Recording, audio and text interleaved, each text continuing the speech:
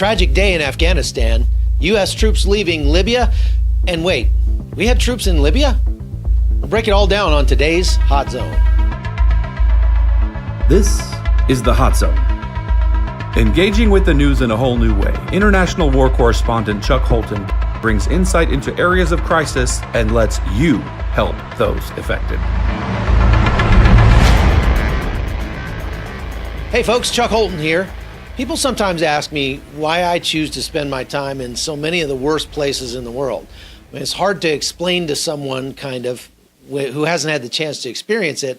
And I think the best answer I can give is that it gives me a real sense of meaning and wonder.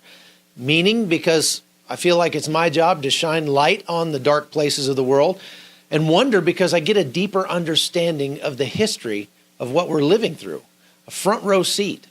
Plus, I love the creative process. I think if you sent me to these places and took away my camera, I wouldn't be able to stand it, because the act of documenting the world around me is a deeply creative one that I really enjoy. So I guess it comes down to creation, redemption, and a higher purpose, which is a good metaphor for life, I guess. Well, I want to bring you along with me, and I want to let you see not only the finished product, but the process as well. And that's why I started this podcast. So I'm excited about the way it's growing, but it would really mean a lot to me if you could just take a few seconds and like it and share it with your friends. For example, we've got a little over 700 followers on our Facebook page right now. My goal is to get to 1,000 before our 100th episode. Will you help me do that? Go to our Hot Zone podcast page and like it and share it. Also, if you enjoy helping others, that aspect of the podcast, I know you'll be glad to know I'm making arrangements for a medical mission project to the Darien jungle here in Panama just in the next few days, where hundreds of migrants are showing up every day, half dead from exhaustion and sickness. So if you're interested in taking part in that, get in touch with me and let's see what we can do together. One thing you can do is go to patreon.com/hotzone and subscribe. Those of you who support the podcast there are really seriously making a difference in the lives of people, and there's much more to come. All right, on to the news. A roadside bomb went off just outside Bagram Air Base in northern Afghanistan on Monday, where my son Mason happens to be serving right now. It resulted in 7 American casualties, 3 U.S. troops who died in the blast, as well as 1 military contractor. 3 more troops were wounded. This makes 7 deaths this year from the United States, which puts us on pace to have more U.S. deaths in 2019 than we did last year. That's a function of the Taliban stepping up their attacks to try to assert their power in negotiations that they're having with the Afghan government, peace negotiations, sort of ironically. The Afghan president, Ashraf Ghani, recently laid out a 4-step plan to put an end to the conflict, which, as you probably know, has been going on for like 2 decades now. Some of his ideas are pretty good, which include weaning the country off the massive amount of money being spent there by our government. And some are kind of pie in the sky, like getting Pakistan and Iran to stop their meddling in Afghan affairs. So good luck with that one. IEDs are terribly destructive devices. They're usually homemade over there. And they've been responsible for the majority of the 2,400 American deaths in Afghanistan during the war.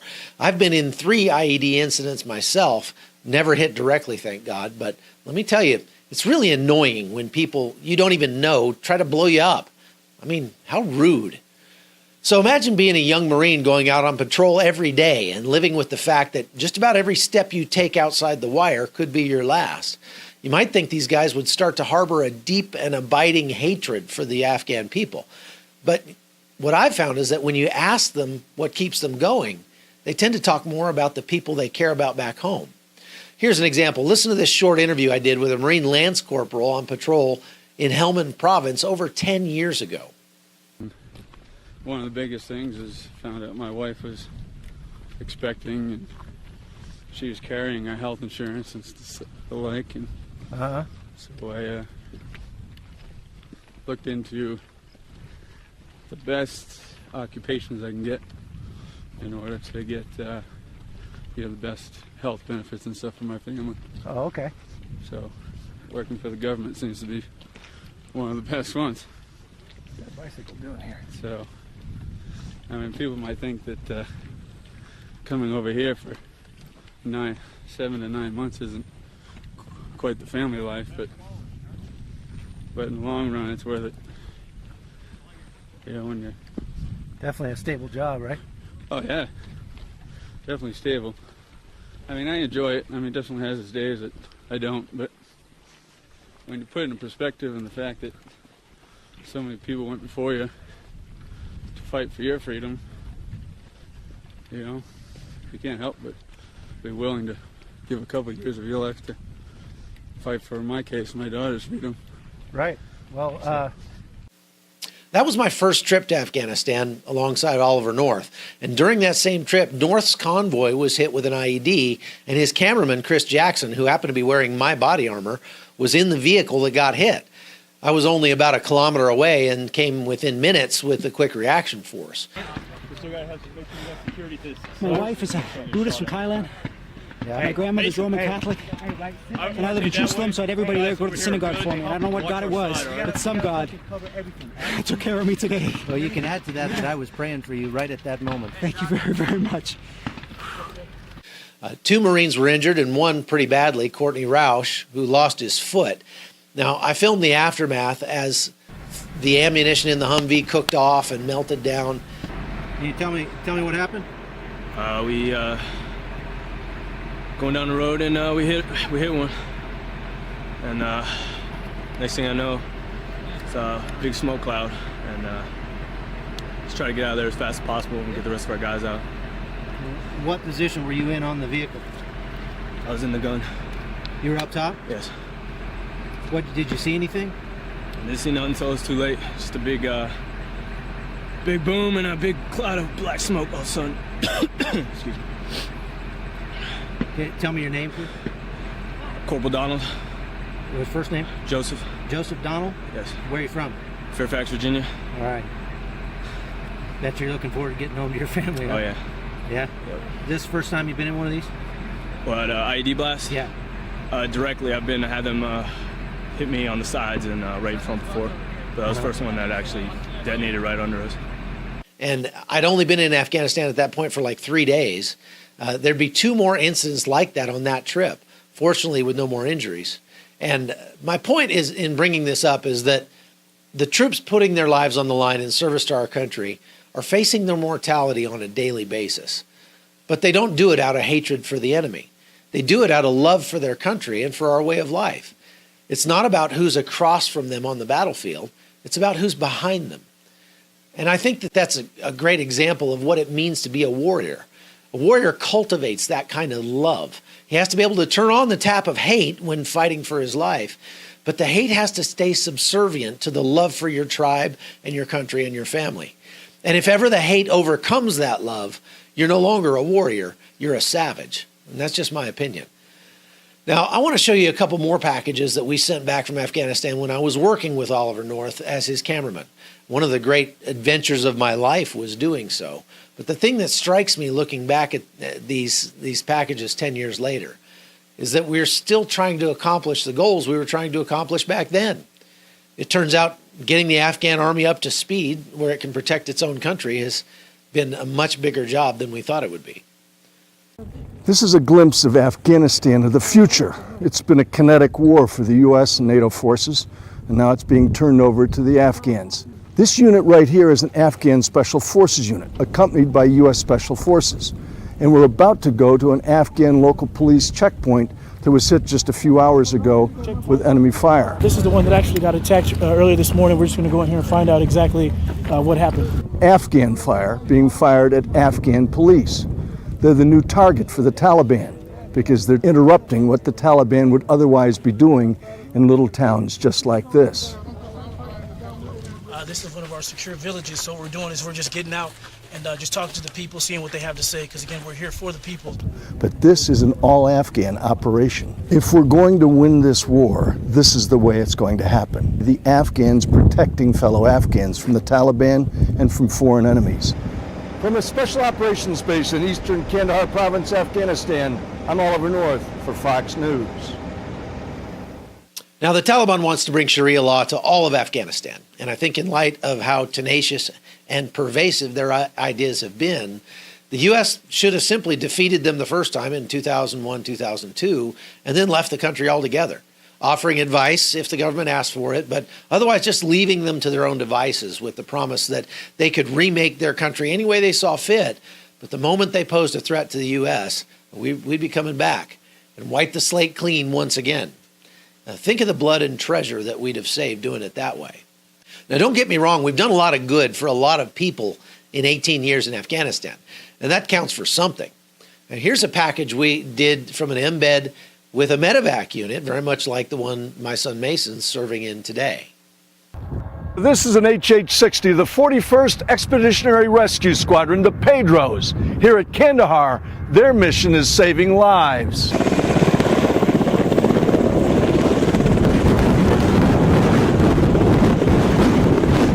Tech Sergeant Oberstar, tell us how you got to be a PJ. First, I came into the Air Force about 17 years ago to be a dog handler, and then after being in that career field for about 5 years, I wanted to try to go ahead and come on over to pararescue, so I tried out for it. You guys just saved a little Afghan child. It's a auto vehicle accident for a 4-year-old local national, and it's a ventilated patient. And it's worsening, so who knows what we're going to get when we get there.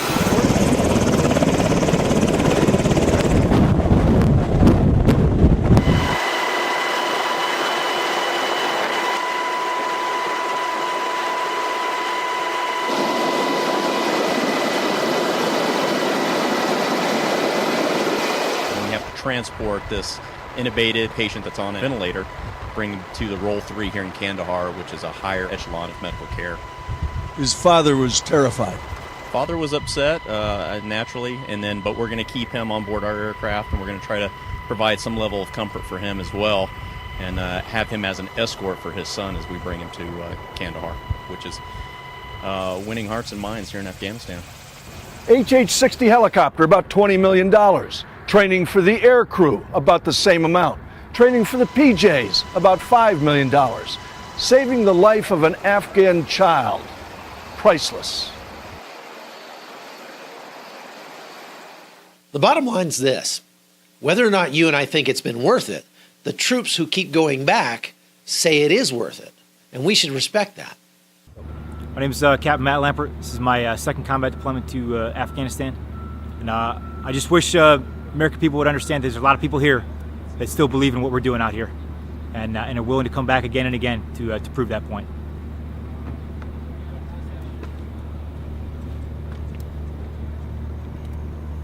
Kind of hard to argue with a guy like Matt Lampert. Okay, let's look at Libya. If you recall, back in 2011, the Obama administration declared that Libyan dictator Muammar Gaddafi was an illegitimate leader and needed to go. We embarked on a bombing campaign at that point from Sicily to speed up the process, and I went and covered that at the time. But it contributed to the overthrow of Muammar Gaddafi.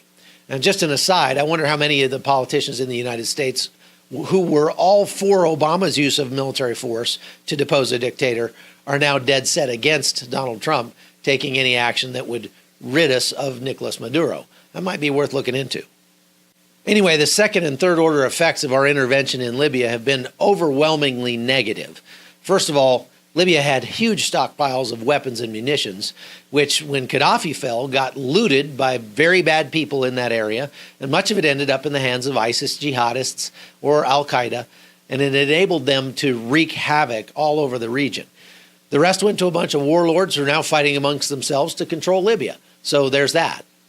If you didn't realize we had troops in Libya, you're not alone. I don't think most Americans realized we had some people there. The truth is, we've had a small contingent of U.S. forces stationed there for a couple of years. Special ops guys, mostly, who have been assisting local forces in fighting ISIS and Al-Qaeda in the region. We've dropped lots of ordnance on people who needed it over there. But now we're pulling those troops out. Why? Well, all of a sudden, there's a powerful leader who's marshaled his forces out in the eastern part of Libya and decided to say mine to the rest of the country, including its vast oil reserves. See, the UN has been backing the sort of weak government in Tripoli that's called the GNA, or the Government of National Accord. But a powerful general out in the eastern part of the country last week launched a surprise offensive to take over control And that has the UN running around with its hair on fire and evacuating their peacekeeping force, which, by the way, almost never does any peacekeeping and any good at all. And the U.S. decided to sort of get out of the way and see how things play out. This whole mess is yet another consequence, in my opinion, of Barack Obama's feckless and limp-wristed foreign policy. Gaddafi was a bad guy, sure, but the Obama administration's naive support for the Arab Spring uprisings have led to literally hundreds of thousands of deaths across the Middle East over the last 10 years. They supported the rise of ISIS and generally made the world a more dangerous place for Americans and everybody else. If you ask me, history is not going to be very kind to the decisions made by the Obama administration in the Middle East. I think the lesson that we have to take as a nation is that we have to be very cautious about who we support, and even more so who we give weapons to in conflicts around the world. My opinion is that if it's worth doing, we should have the courage as a nation, and our policy should be that we will do it ourselves. If Gaddafi needs to go that badly, then we should be willing to put our own sons and daughters in harm's way to depose him. Whenever we support other factions because we're not willing to do the dirty work ourselves, that might be a good sign that maybe it's not worth doing at all. That's just my opinion. Anyway, that's all I've got for us for today. Thanks for being a part of this journey with me. We've got a lot of great content coming up in the days ahead, so stick around. I'm Chuck Holton, and this has been The Hot Zone. The Hot Zone is produced by Amy Holton and Livefire Media. Copyright 2019.